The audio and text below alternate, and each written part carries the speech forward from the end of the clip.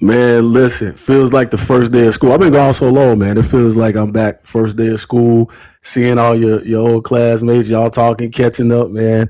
JCTV for the culture talk. Man, like I said, I took a little spring summer hiatus. No, it wasn't spring. We last time we did a show was almost summertime, so hadn't done one in a while, man. As you can see, I'm back with y'all. Y'all never seen these two together, man. Y'all seen them individually on a bunch of shows, man. But I finally wrangled them and got them both in here at the same time.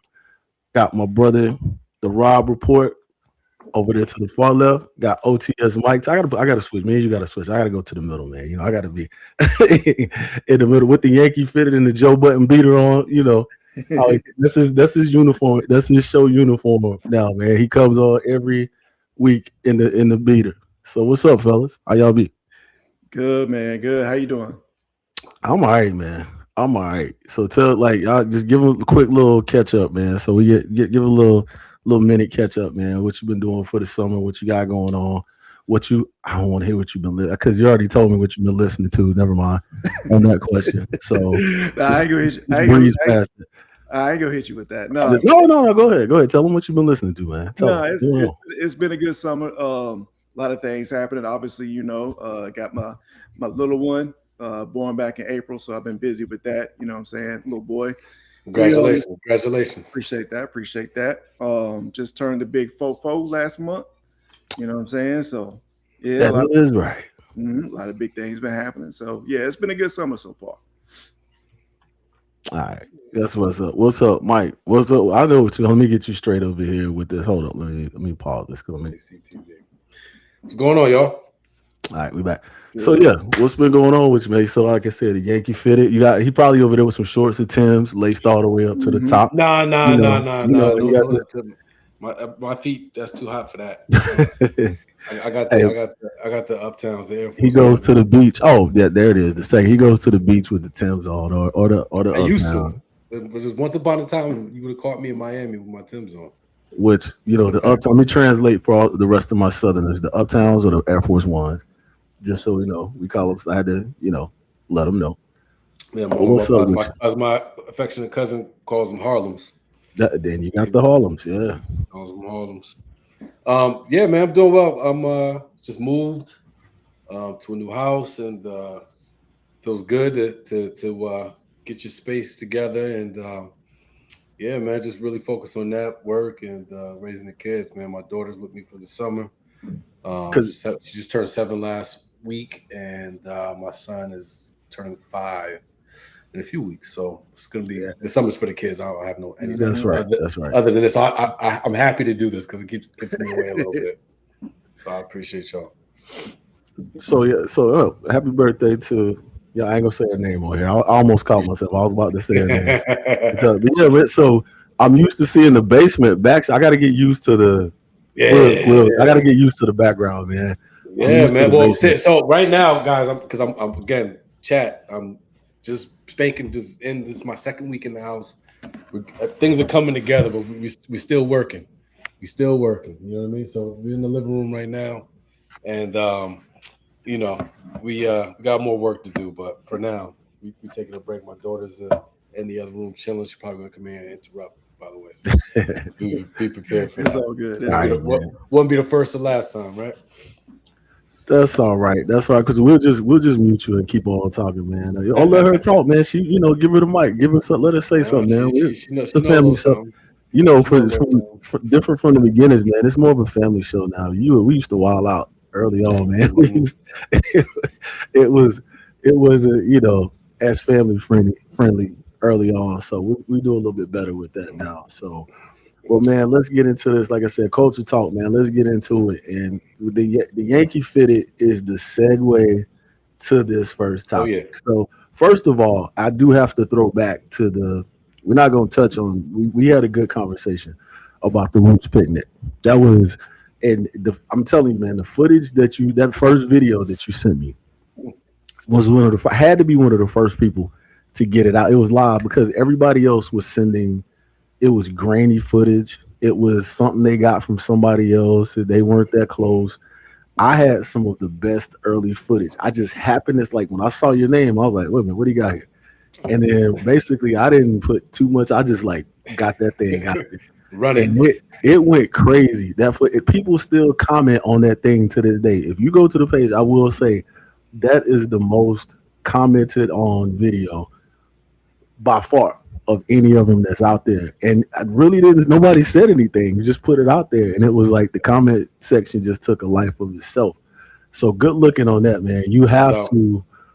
Well, we're getting into what you have. Like he was our man on the scene at round two this weekend. Round two this weekend. Don't worry. He was our correspondent and man on the scene at the Roots picnic. So everybody knows we're gonna let you kick this off. I'm gonna keep talking. The legendary, the shows are coming up this weekend. I'll let you take it over, man. Let you talk about it. Tell them what you got going on this weekend. So yeah, this weekend. Well, first of all, the best part of this weekend is my brother, your other cousin, my brother Silas is flying in. For those who know Silas Red. And he's flying in, and he's actually coming to the show with me.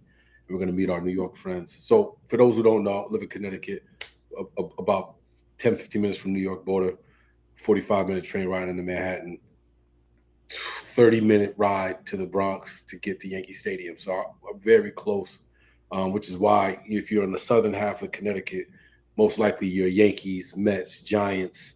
We'll get to this later. Knicks. I'm not more Lakers. It's no time.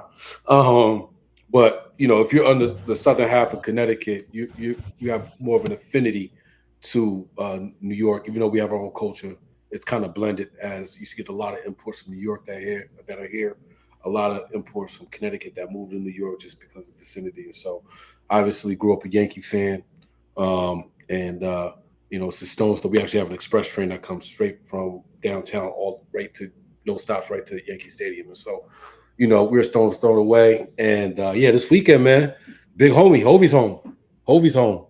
And it's been interesting watching the chatter around Hove's name, in this new era. And Rob, he is the biggest. He's the biggest Hove fan. I'm a fan, but I'm not. He is a. How many shows have you been to? What show? What's counting the Roots? I believe that was either 16 or 17. And this, I think that was 16. 5. This would be 17. And I'm flirting with the idea of flying out to LA for that one. You probably going to UK to the London show, Paris. I would like to go to that one, but the way my bank account is set up, I don't think that'd be happening. Hey man, how many times are you going to be able to say you saw Hove in London or Paris? Then just spin it, man. That's a foreshadow. Spin it, man. Listen, just spend that. See, he's foreshadowing. Look at him. This guy's getting good. This guy's getting good at what he does. Man. Now I'm super excited. Listen, I was excited for the Roots picnic. I knew that was going to be a great show. He doesn't do things like that unless especially when he does anything with the Roots band. It's going to be special, but there's no place like home. Him coming home, doing 3 shows, basically a residency for a weekend, and seeing the pop-ups across the city. I'm going to try to get to the Bronx pop-up. He did one in Brooklyn, and they just opened one in Bronx a couple days ago. So we're going to try to get to that one before we go. So I'll try to grab footage from that too, but I have to stop by Awake before that. Shout out to Big Sterling, God rest his soul, old basketball coach, unalive himself. And sorry to get serious, but just wanted to shout him out. Old AAU basketball coach, and the community is really shaking up about him. But anyway, want to stop. Got to go there first. I'm going to try to get to the pop-up before that, get some footage there for you guys, and then shoot over to Yankee Stadium. So when me and my brother go to Yankee Stadium, just to give you some background, I know I'm being long-winded with it. We always have, I'm not going to tell y'all where the spot is because I don't want to see 1,000 yards at the spot, but we have a pregame spot that we go to that's in the cut with our New York friends that are always welcome us and take care of us when we're out there. And then we kind of head in. We usually hit this chicken spot. And then, no lie, we bring chicken in the Yankee Stadium. Oh, yeah? How they let you bring food? Well, I got to shout out I don't give out my sources, but my guys from New York, they have season tickets. So, the same routine. pregame spot, chicken spot, bring the chicken in, the guy at the door, give him a salute, high five, and then they let us bring our chicken in there. So I Didn't y'all go to the World Series a few 2 years ago, 3 years ago? No, Oh, not the World Series. You playoff. It was the game. playoffs or something. Playoff game. But yeah, man. So super excited. You know, the chatter around everything that he's been doing has been interesting, given how people feel about Hov for many different reasons, and so it's been interesting to watch. But for us core fans, us Hovengers, I mean, we're excited. We're excited about surprises, and I'm going to the Blueprint show, right? I've seen, I've been to one of the B-side shows. I've been to so many shows that I pretty much have seen every Reasonable Doubt record performed. There's not one, and I've seen ones with Mary. You know what I mean?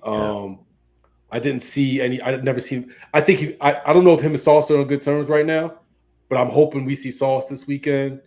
And I hope he brings these guys out who he did the album with. I know we ain't seen Dave, but no, you don't think he'll see? I'm sure he's gonna make the cut. Nah. But hoping to see Sauce and a couple of these guys that made that album come out. But for me, listen, I graduated high school 2002, so I was a senior when the Twin Towers dropped, right? And that was the same day Blueprint dropped.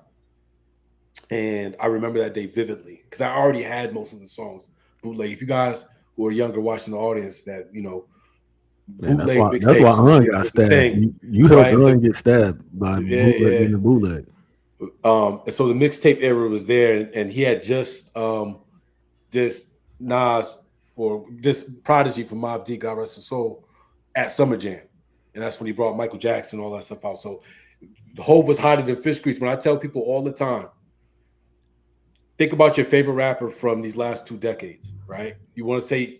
I put Hov's run up against Lil Weezy's mixtape run era, Drake's run, because everybody likes to do that revisionist history. Yes, X was X, right? X dropped 2 platinum albums in 1 year, but people act like Hov wasn't that guy, and I'm not saying this from a place of being a Hovenger. He was really that guy, right? He had shifted. Talk about culture. Whatever he did, people did. I was in the club, and a lot of us were in the club wearing button-ups with Yankee fitteds, with jeans, looking crazy, but it was fly. So when I say like Hot 97, which was the biggest radio station in the world at the time, right? When Starbuck Wild was going, they had this joke where it's saying it used to be blazing hip hop and R&B. They changed it to blazing hip hop and Jay-Z. So that's how much he ran the game for a good 6 year span, and it's really plateaued.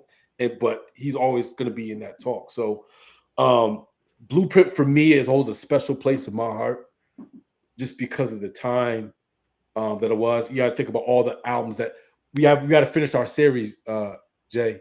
I know. Because 01 was special. Yeah, I know. 01 was special. 02 was special. Eminem show, like there were Nelly. There were a lot of active people who are legacy acts now that were in their prime during this time. And Blueprint was really amazing for his time and an instant classic, essentially, given what he was able to do at the height of it and the lore around it, right? He recorded the album in 2 days. Majority of the album, 95% of the album in 2 days. The story of him doing You Don't Know while the after the show is after party, the video with him and R. Kelly. Yeah. There's a story of him, you can go look it up. There's a story of him looking at the video come on in the studio, recording the song in one take, and then that video is still on. So that's what I'm talking about. Hold on. Come on. This is my daughter, guys. I told you she's going to come. Say hi. Hello. We love the kids around here. Yeah, absolutely. Can I finish my little speech and then come check on you? Okay, I'll be right there. Love you. All right. So before that was a good. She cut you. So we won't be mad. I will plug you in if you go live.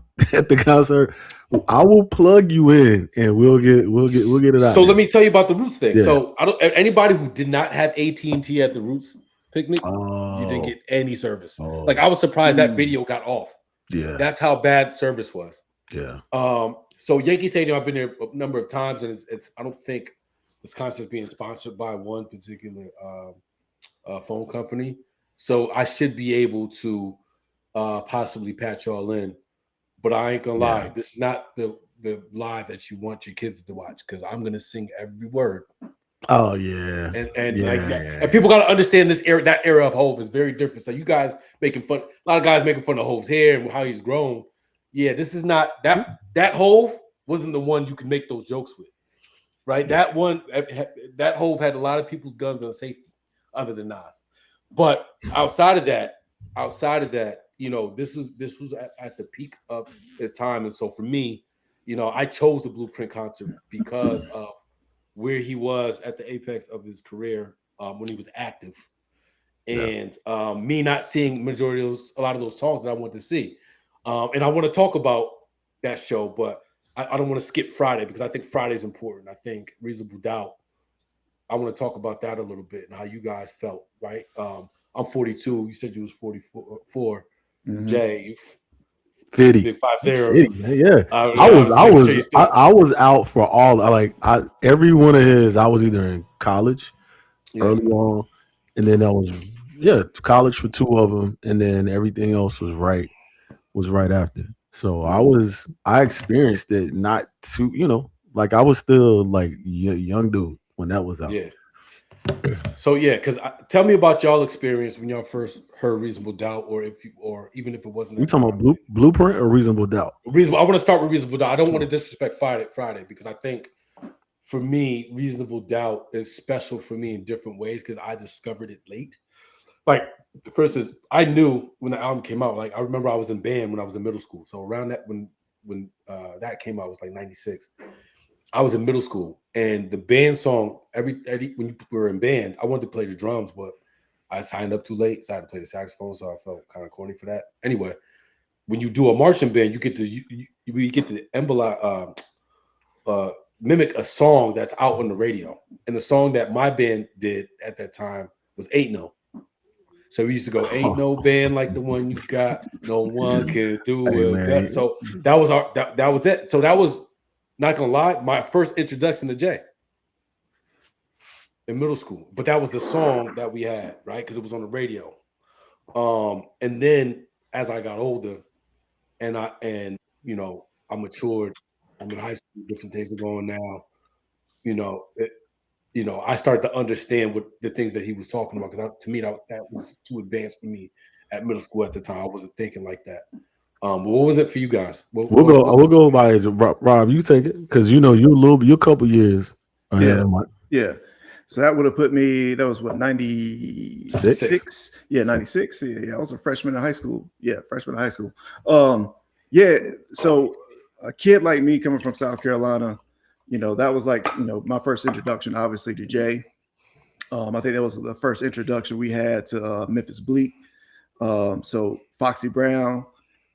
So that just kind of expanded my whole world at the time because I remember at 96, I was heavy into Outkast. So when Reasonable Doubt dropped, you know what I'm saying? It's my favorite group of all time. Yeah. Outkast. When I say that over like Mobb Deep, everybody looks at me like I'm crazy. I'm like, hey. Go ahead. Yes. Sorry. No, so it definitely, you know, I think for me, Jay-Z was one of those outside of Biggie, was one of those first New York artists that really kind of took off in my mind, that had a heavy impact as far as like, you know, getting into the music, the East Coast style of music. So just his contribution, starting with Reasonable Doubt and on throughout his career, has just been influential and great. Especially, like I said, someone for me that, you know, was raised down south. And see, for me, you know, I've told you like a bunch of times because I was always a little bit different because right around the time, like when you were talking about when I was in the 9th, 10th grade, somebody I was playing basketball with had just moved from Brooklyn, and he came down, and when he came, he brought all the doo-wop tapes, like all the DJs, the mixtapes. That's my early introduction to Woo. That was my early introduction to a lot of people from the East Coast. But I've always loved music. Big Daddy Kane was my first go. Like even from being young. So and I where because by the time you guys came around, Rob, you came around, the South that started to ascend. Mm-hmm. We had Ghetto Boys and a couple people early on. So I was more so into East Coast music early. Like that was my early bag was East Coast music. Mhm. And then like because you got to think Nas dropped he dropped before '94, but he dropped his first album around that time. I was a huge, still am Nas fan.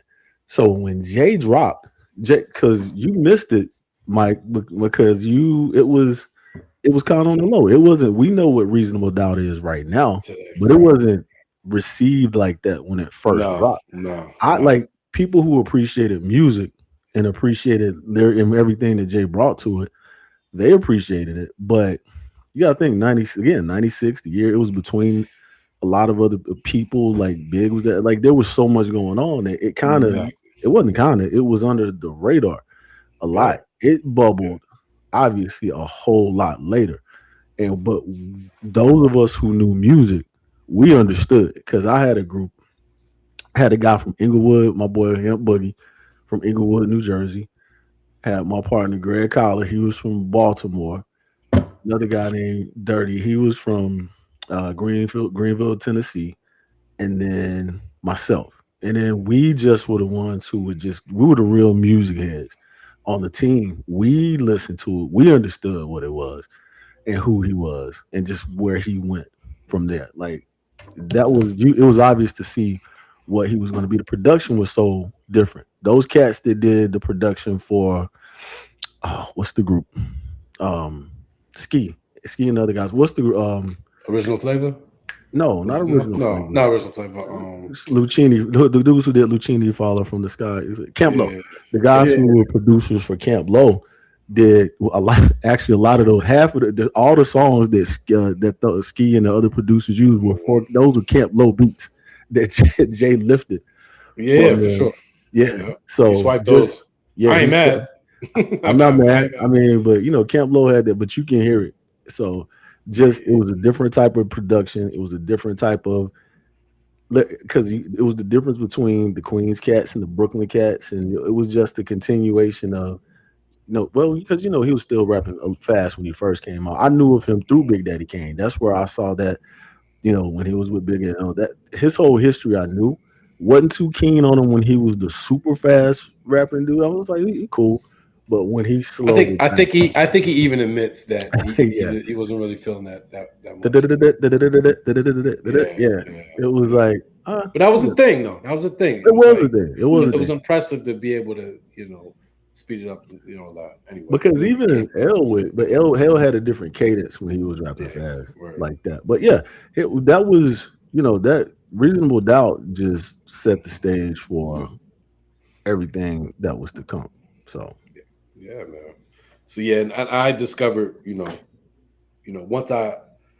once once I got into high school and girls were a thing and I mean girls were a thing in middle school too, but really I became a was thing. about to say though. Sports really picked up. I was popular at my school and around town and hanging with certain individuals, and we started listening to different music and having different experiences.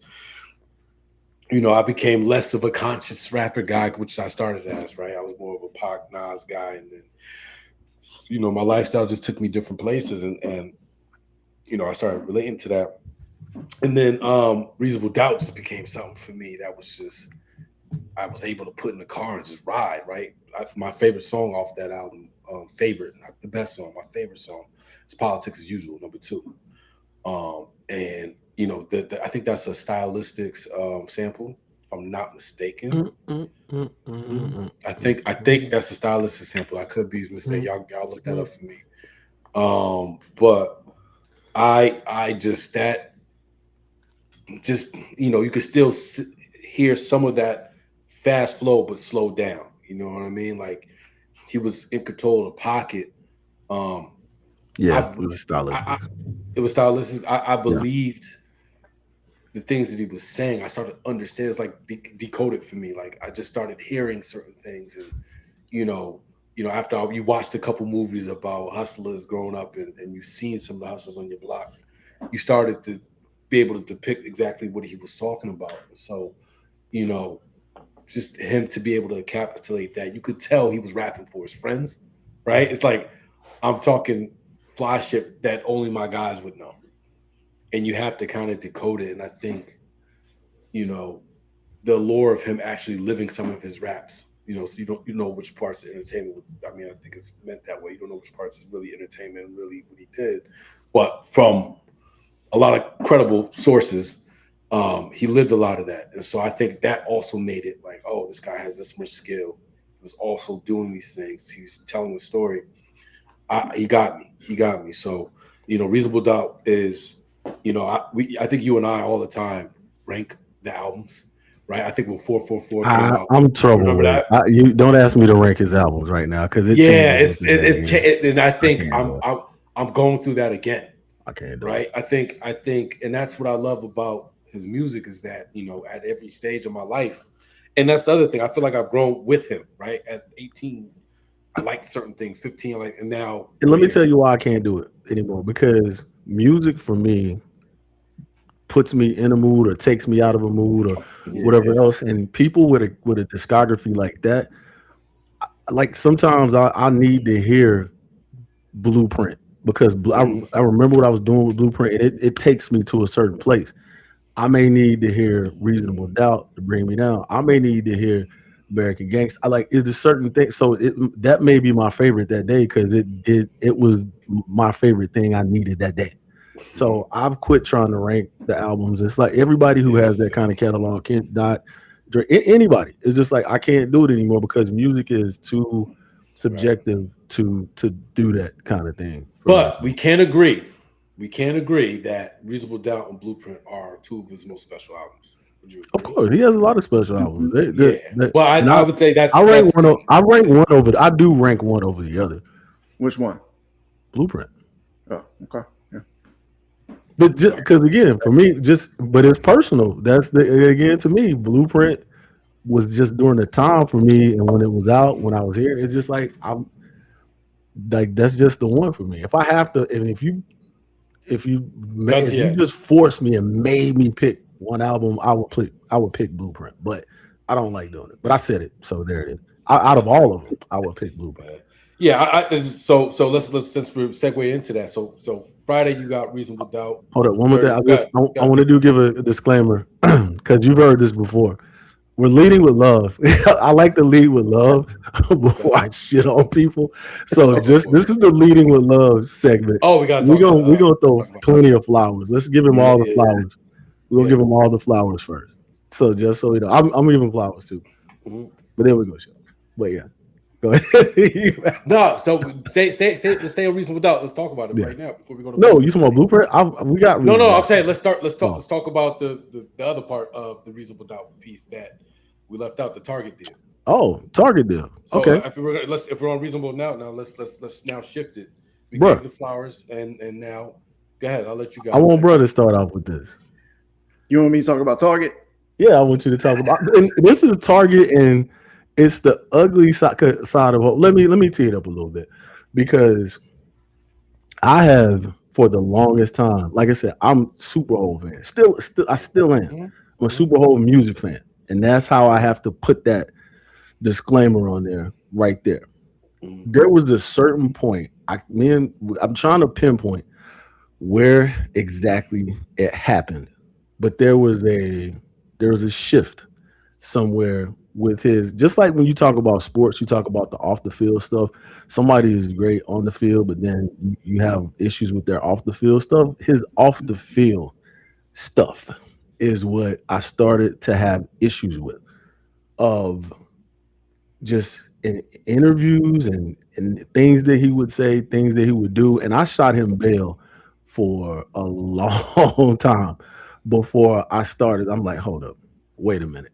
And I will say a big turning point was was Colin Kaepernick issue. Mm-hmm. And that really, there were things before that we kind of swept under the rug, and they weren't really big things. They were, if you look at them all in a vacuum, they're just like individually, it's not anything. But once you start putting it together, it's like, all right, then that happens, and then you start to be like, okay. So what happened? I don't want to delve too deep into that because I have background information on that. So I want to hear what you got. I'm not joking. I'm not doing this with you tonight. No. I'm asking you. Asking me what I think happened? So you think what you think happened? I heard. I don't need to think. I heard what he said. There's no think about what I heard. What he there's say? No. What do you mean? You want me to pull up the quote? He said we're not kneeling anymore. He undercut his whole movement, which was already struggling. Let me finish. It was already somewhat of a struggle to even get going because the players and everybody couldn't get behind it. Even when it started to take somewhat for him, of all people, to cut. You just talked about how influential he was. He made me put every jersey I had away. He made me put on the button up. Hell, he made me stop listening to auto-tune. All this other stuff he influenced. He didn't make me do that. I bet he got me on the jersey. No, I was off of it, but I was making my point. So you can't tell me that Jay-Z, as influential as he is, to come out and okay, you don't want to support it. Cool. Just don't say anything if you're not going to support that, because you can't, even as a super fan, sit there and tell me that was not counterproductive what he said and did at that point. I think you got your timeline wrong. I don't. I don't particularly like what he said, but I do know that at that point. Where's my timeline off though? Excuse me. Let me finish it. You talk. You said my time. Where's it off? I think it's because I'm going to explain it to you. So when he made the deal with the NFL, he had Colin Kaepernick had already closed and made his deal behind closed doors with the NFL as well. And he was still trying to get a tryout. Hove got him the tryout. Hold up. Stop. You throwing that sounds like Rock Nation talking points. That's not Rock Nation talking point, and I hate nobody knew that. What you're saying has not been verified. None of what you just said has been verified. That's what I'm saying. Look it up. But his comments were verified. We heard that. I just said what I led with. I didn't like his comments. Okay. I did not like. But what you just said about Colin Kaepernick is a rumor. Nobody's verified that at all. It is verified. You can look. That's not verified. It's verified. That's not. Go ahead. Let's have a conversation about it another time. It's not verified. Either way, something happened with him and Colin Kaepernick behind the scenes and the other dude. What was the other gentleman that was on Eric Reed? Eric Reed. Yeah. Something happened behind there, so it got a little messy there. So yeah, and then he did the deal. So I understand that. I didn't particularly like what he said there as well. I understand what he's trying to say. It's kind of like the same thing not the same thing we're talking about the GQ, but it's funny how, like you said, he's good with words on paper, but when he has these interviews and right. It comes out. That I'll say yes to.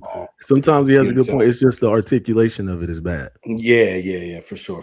So go ahead. So you said the off the field stuff. So there's that, and then keep going. Oh, but yeah, let's go ahead, Rob. Yeah. No, so I mean, you wanted me to talk about Target, but to me, Target. I had to get to Target. I had to tee that up with it.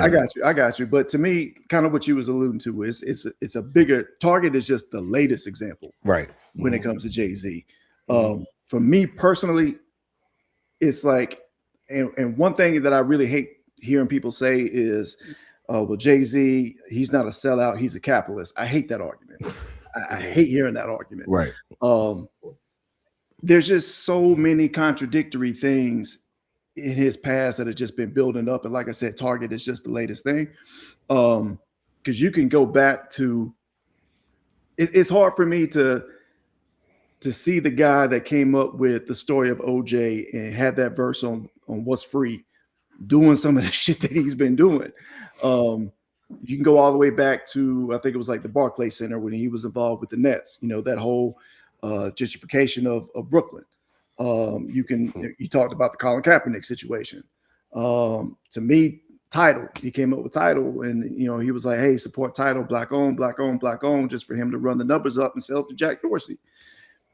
And now you got the Target situation. So I mean, it's just to me, I love Hove musically, but like you said, a lot of the things he's been doing off the field, a lot of the things it's just not aligning right.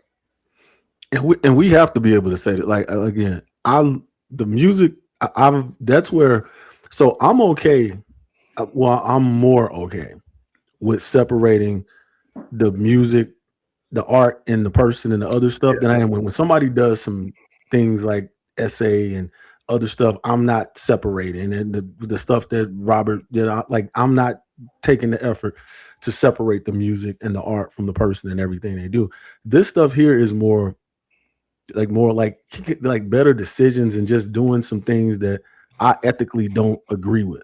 It's not creating that kind of harm, but it is in a way because he does have such influence. Like I'm just again, if you take all of these individual things that me and Rob both said, if you just take them by themselves, none of that really sounds that bad. But when you put them together and you start to see the pattern there, and it's like one of those things, like if you keep doing it, like something there's too much smoke there for there not to be some fire, some spark somewhere. Target thing. How many other retailers could he have done that same deal with? Why did you have to use Target? Didn't have to. He's Jay-Z. He could have put that in any place he wanted to. Best Buy. Well, anywhere he could. Target was not the place to put that at that particular time. He didn't have to do it, so why do it? And I know the argument sometimes is that people say, "Hey, you get so rich, you get to this elevated level that you get out of touch with what's going on." I don't. That he's in touch. He's in touch. I'm not gonna give him the out of touch thing because as you can see, he hears everything. He knows what's out there. You may not hear him respond to it all the time, but he's not out of touch at all. So that at some point, when is that not a conscious decision to go ahead and do it? Mike, I do want to have why Target? Just why would you use Target? Something as simple as that. Why Target at this time for that? I'm not Jay-Z, bro. I can't say that. No, you can speak for him all the time. So I'm looking at it. I just want to make sure accurate. Yes, the deal with exclusive to Target but it's just important to distinguish what was exclusive. Okay. I'm trying to see exactly what the deal was. Not that it matters. My point is, there's a deal with Target. Yeah. So let me ask you a question. So, because maybe I'm off. So the boycott is still on? Yes. Oh, my bad. Yeah. The only person who Jamal Bryant or somebody think is over with. It's not. They haven't addressed the core issues, and the people who started it, and the people have said that it's not over yet. He knows this. And he could have leveraged. He could have used that to help it get across the line. It's just another example of him undermining the movement with Target, Kaepernick. It's just come on now. Okay.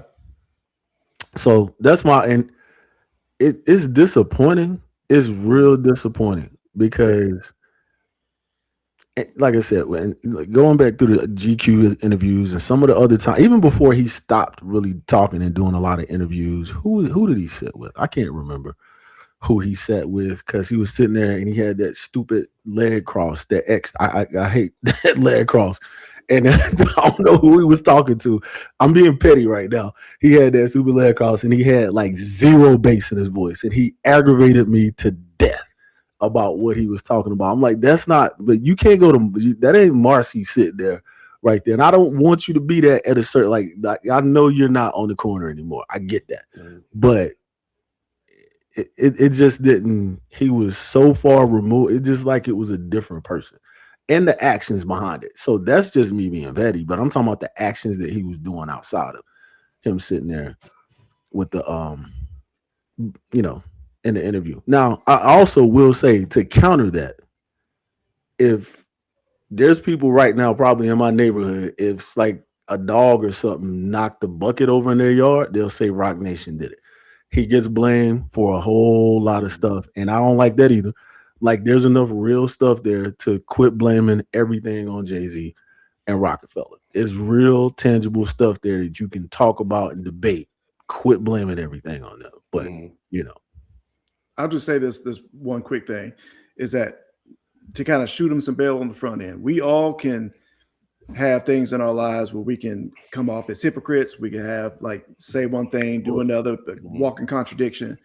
But my thing is with him specifically is that he is so big and so influential that when you are that contradictory with everything that you do in your life, you got a huge spotlight on it. And like I said, you can, start a movement, stop a movement. yeah. It is what it is. I mean, I hate to put it on people that's that big, like Jay-Z. Pause. Yeah, it was crazy. But my point is that when you, like I said, when you're that influential, you gotta know, you gotta be more responsible with it. That's all I'm saying. That's kind of the point right there. That is kind of the point right there. But come on, Mike, you ain't ever this quiet, especially when somebody talking about. Oh no, I'm letting y'all finish. Y'all do y'all thing. Here's the thing. Here's my thing. Everybody deserves to be critiqued. That's all. Everybody deserves to be thing, but I also do believe. And here's the thing: the reason why I am quiet because I'm not going to cape for some of these decisions. Kick his back in. That's fair. You know what I'm saying? Kick his back in. Like that. What am I supposed to say to that? I'm waiting for the next music segment to start. So now I'm playing. But you know what I'm saying? And here's the thing: like I said, I can disagree. I know that I am biased. I know that, right? And so that's why sometimes you got to shut the heck up. You know that's completely fair. That is completely fair. I respect that. And let the critiques happen. I know when to be quiet. I don't necessarily agree with all of it, right? Because I do believe he's done a lot more that doesn't get publicized. But when you do make mistakes that big and that loud, hey, this is a grown-ass billionaire, grown man with a family who knows better. Hey, get your back kicked in. So I'm not going to cape for questionable behavior. This is not what I'm going to do. As much as I admire him for a lot of other things, you can fuck up and you can do things wrong and you can do things the wrong way. And he's had some missteps. I agree. He's had some missteps. And I think he would tell you that. Yeah. So, and what I also will say is that there's a lot more things that happen behind the scenes that we don't know. You know what I mean? And again, I'm still not going to shoot a grown man bail because he says what he says in the public, right? He decided to die in these hills, so he can endure that. That's right. That's his shit to endure. But as far as where I stand, if I know there's an active boycott going on with Target, if you're gonna undermine it, give us an explanation why. Tell me why you're doing it. You know what I mean? If there's something that I'm missing, communicate that, right? Yeah. Don't don't act like you died on the cross for us and we don't know why, right? So that's as a fan of his, I would love for him to clear that up. Right. If there's something to clear up, and if it's not, then hey, he deserves all the criticism that he's getting. As far as the Colin Kaepernick thing, listen, I didn't like it. I didn't like it. I didn't like the whole press conference and things like that. I do know there were certain things, man, just because Colin Kaepernick, not that I know these folks personally, but I do know I have an affiliation with Hot 97 through a business partner of mine, and Nessa is his fiance. I don't know if they're married yet or not, but his wife, I think it's his wife at this point. And I know some information about how certain things transpire. That's not my business to say certain things, but go ahead and say it so I can clip that up, please. Say no, it. hell no. No, I want to say it. Hell no. So I can clip that up. But either way, it got messy behind the scenes for sure, for a couple of reasons. And it was more on the Reed side of things. What I will say, I do know some about that. Yeah, it was more his boy, and Colin's a stand-up dude. He's gonna stand up for his boy, but his boy, you remember that whole album he did with what's his face, 5% of Jay Electronica. And he said, that whole you talk out loud to the press, I make a silent movie. that was directed at that whole thing. I had to take the football King and run of the with it because sub, King of the subs. y'all was so yeah. I had to take the football and run with it and everything like that. And I think I have a problem with. I didn't like it. He may feel justified in what he did. I didn't like it just because of what Colin had to endure. Right. Even if you had to pow, I would have rather you catch it for whatever reason. Keep that private. And I think because of who he is, he's better than that. And so, like I said, like I'm not gonna sit here and cape for no grown man. That's just not my style. And if you fuck up in public, you deserve to be critiqued in public. You get your back kicked in when people feel that you've gone against the movement. So I'm not going to defend that. I am, as you know, I am biased, and I do think there's more to the story. But if you're not communicating what your side of the story is, then hey, let the cards lay where they may. I think that's a good wrap up for the whole back kicking segment. But I do want to, like I said, I lead with love, and I want to come back and end with love. I'm looking forward to the show. I ain't going to the concert no more, man. You convinced me. I'm looking forward to the show. I'm being that motherfucking running, boy. I'm being that singing. We were this close to being there, like this close. I'm still. I know. I thought you were actually going to do it. Yeah, we were gonna come. Some stuff came up to where. And we're gonna miss you next week on vacation. We're supposed to take you on vacation. All of that. They flaked on us, man. All of that kind of plays into each other, man. It was just like, but yeah, almost there. So I know it's gonna be a time. We're gonna look forward to the footage, y'all. You and your bro. I know there's gonna be a time with you and bro. So listen. So my brother's 8 years younger than me. 6 years between y'all two, right? No, because he's Rob's 2 years older than you. 6 years between y'all two, right? So he's so you're 50. No, he's 44. you're 6. Oh, between us two. Oh, between you two. Yeah. So like I don't know what your household was like when you. That's another show, dog. That's a whole nother show. Were you passing the music down to you? I'll tell you about that's a whole nother show, bro. All right. We'll talk about that later. How it worked in my household, right? We'll talk about that later. I was, me being the influencer of the house, being that I've kind of crossed these thresholds before my siblings did. I was a person handing my brother the tapes, and he saw me going out getting dressed, and he saw I was around with the white tee, big fitted era, and rock and wear jeans, and all that. I'm not going to say the other brand because I don't think we're allowed to talk about the other brand no more. No. I'm editing that out. I'm gonna edit that out, bro. You can say you didn't wear it. You wore it. It's not gonna make the final cut. All that. Anyway, from that era, again, there was a lot of things happening, and so I'm excited for this concert because I get to go with my brother. If I'm being completely honest, that's dope. That's the biggest thing, right? Because me being the person who introduced him to some of these guys that are forever a bonding moment for us. I get to experience that with him. I took him, actually, the first concert I think I took him to was the I Declare War concert where Nas and Hov made up. That was the first concert I brought my brother to, which was very dope for me to do. Is that we had like Polaroids we took because, camera phones wasn't that great back then. Yeah. It was like 2006 or 2007 or whatever it was. Anyway, so hey man, shout out the whole take them albums out of Target, man. Take them somewhere else. They just are we back in now? I thought we were talking about the blueprint. No. We are looking forward to the show this weekend. I got one other shot, man. I'm looking forward to it. I'm looking forward to an album from him. I really am. He has to. No. He has to do it. I'm sure he's working. I'm pretty. Nah, I think everybody knows he's working. He has to do it. I honestly don't think he. I think not that he's. I don't think he's really care. I think he cares about what people think about. No, well, I'm gonna tell you one reason why he got to do it.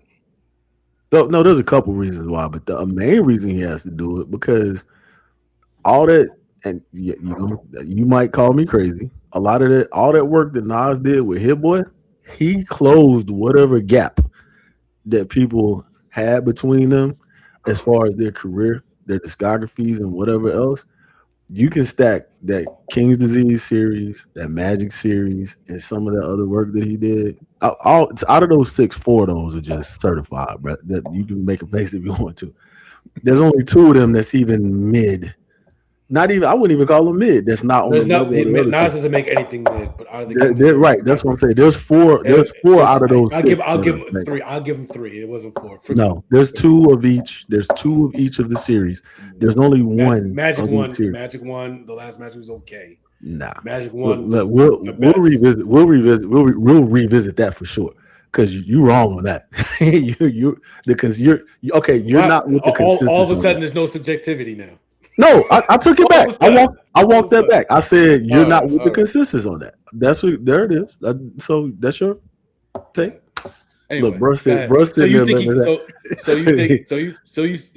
he closed the gap? That's yeah, what's up. yeah. I think he closed it. I still think Hove is in front, like that. But I think, but perception be whooping reality's ass a lot of times. He's been so like. But you also have to balance of the quality versus quantity thing too, that's why I made the point of that was a lot of quality stuff he put out in his upper years. So if you got you just one, just put one out there just to put that to bed, call it a day. To say he has to do that, I think that's from a competitor standpoint. That's exactly. I think that's from a competitor standpoint. Because let's go back to. I mean, if he wants to, I think that he had a master class on rollout, right? Like I think celebrating. What rolling out? What are you talking about? Well, just rolling out. If there's something rolling out what rolling out what though? We don't know yet. We don't know yet. You don't know what it is. How you call it a master class and rolling something out that you don't know what it is? Because to these concerts and everything that he's doing, he's been killing it. And so, but a rollout has at least if you're up here, you know.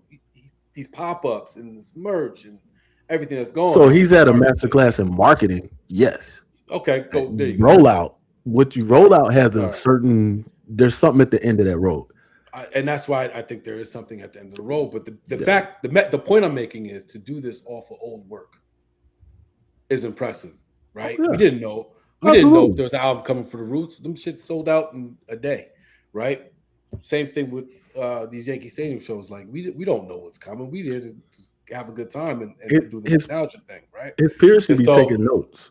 Excuse me? His peers should be taking notes of there's so many 25, 30-year classic albums. I mean, you're not Jay-Z. I really wish Nas would have did I Am. That's what I mean. I really wish he missed the ball. But I think his thing was Rock the Bells and all that stuff. He did that whole 50-year hip hop thing. No. And that was his thing. He should have been at the Met. He should have been in Queens at the whatever city, whatever field they have it Met. But I also think that it shows the strength of his career and being able to do this awful old work, right? Like we'll take anything new that we get. Yeah. However, I want to see Hola Jovito. I want to see, you know what I mean? I really want to see these Blueprint records too. One thing I will say too, but let me add, I take something back I just said. I don't know Nas. I don't know how he rings off. No, I do. I don't think he rings off well in a stadium. I've seen him, and he's not. For one, he's not as he's. One thing there's a gap he can't close is the performance. Hove is a much better performer. Now Nas has improved. Shout out to Beyonce. He got better over time. He was good before Beyonce. Take it from a guy who's seen 17 shows. I remember the first one. But I've seen him. I saw him before Beyonce. But so the showmanship, yes. But the breath control, he's always had his mic on. Yeah. He's always come across. He's always projected and done that. No back, like he's always had that. Yeah. Now the showmanship and the other stuff, you can attribute some of that to Beyonce. Nas is not that good of a performer. Like I said, he's improved, but he's not a great performer. I saw him Nas about 5 times. Yeah, about 5 times, 2-3 times. So I saw him 5 times. But they don't. There's no comparison there. Yeah, he's. It's great to hear him and see him. Right. So it's supportive and it's supportive. Right. I saw him at Wu-Tang. You know what I'm saying? Like I felt like. Yeah, I saw him. Like I gives a good shot as off subject. Busta Rhymes. That dude. Like I've seen him several times, and every time he's just still incredible. So like I think I think Nas won't be able to close that gap just because he's just too cool for school with some of his ways and all that as well. You know what I mean? So, but yeah, Saturday should be a vibe. And really, you know what I'm thinking about doing. I'm keep a lookout on those ticket prices because I don't know what that extra inning show is going to be. What? That's the interesting one. That's That's one the interesting that one. might be the album joint. So, Yeah. So I'm yeah. I'm keeping an eye. They said the tickets that haven't sold dropped, so I might just go get a nosebleed just to say I was there. Yeah. So stay tuned, JCTV. I will. I might do a back to back. I'm be sitting there like the button, the setup. I'm here. I'm like, I gotta push a button. So should be a good weekend. It should be a good weekend for New York, though. I think the tri-state area is excited. This may be just a regional excitement talking, but no, it's not. That's not regional. It's like everybody's everywhere is excited for that, like, or at least looking at it. You know what I'm saying? It's a different excitement being there, but that's not regional at all. No. Rob, any last word on that, Rob? Like, because I know our East Coaster already kind of wrapped this up, took us out of it. Anything before we close out the whole segment? No, I'm just like Mike said. I'm looking forward to the album. I think we all think our album's coming. That's about it. Cool. I'm pretty sure he's got a lot to say. Shout out the whole. Still, you can't do that. Rock Nation gonna come get you now. They probably knocking on the door right now. They sent it. I'll call them off. I know a couple guys.